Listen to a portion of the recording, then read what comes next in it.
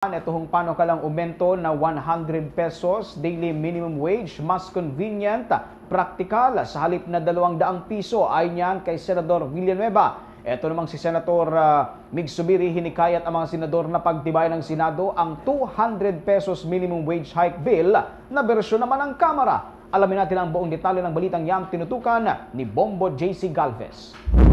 Naniniwala si Senador Joel Villanueva na mas convenient at praktikal ang panukalang aumento ng 100 pesos daily minimum wage para sa mga manggagawang Pilipino.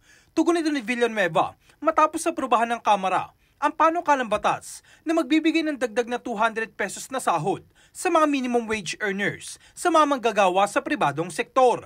Sa panayam, sinabi ng senador na handa siyang tanggapin ang bersyon ng mababang kapulungan, ngunit nagbabala siya na maaari nitong ilagay si Pangulong Ferdinand Marcos Jr. sa isang mahirap na sitwasyon.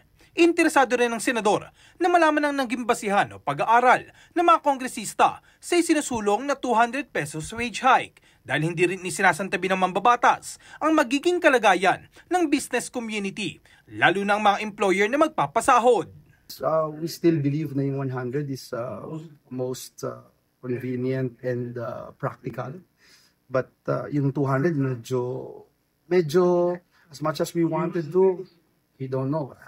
As the business community, talagang meron silang pag-aaral na makukumbinsi nila na talagang kaya.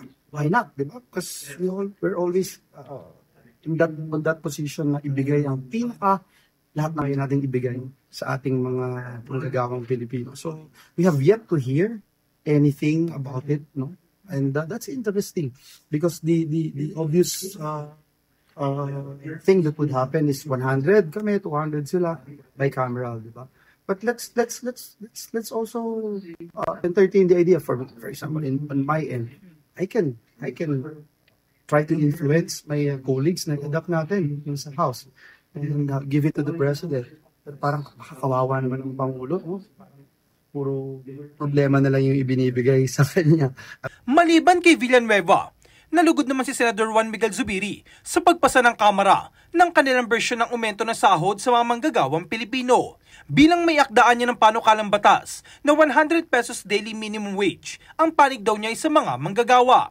Naniniwalang senador na kailangan ng mga manggagawang Pilipino ang tulong pinansyal para sa kanilang mga pamilya at pangangailangan pang-araw-araw. Dahil dito, hinihimok ni Zubiri ang kanyang mga kasamaan sa Senado na kung nais pagtibayin ng bersyon ng Kamara ay tanggapin na ito. Ngunit kung nais naman daw magmungkay ng mga senador ng amyenda, hinikayat ni Zubiri ang mga senador at si Senate President Francis Escudero na agad bumuo ng BICAM upang matalakay pa ito sa susunod na 3 araw bago mag-Sinedye. Para sa Bombo Network News, ako si Bombo JC Galvez, nag-uulat para sa #1 and most trusted radio network in the country, Bombo Radio Philippines, Basta Radio. Bombo!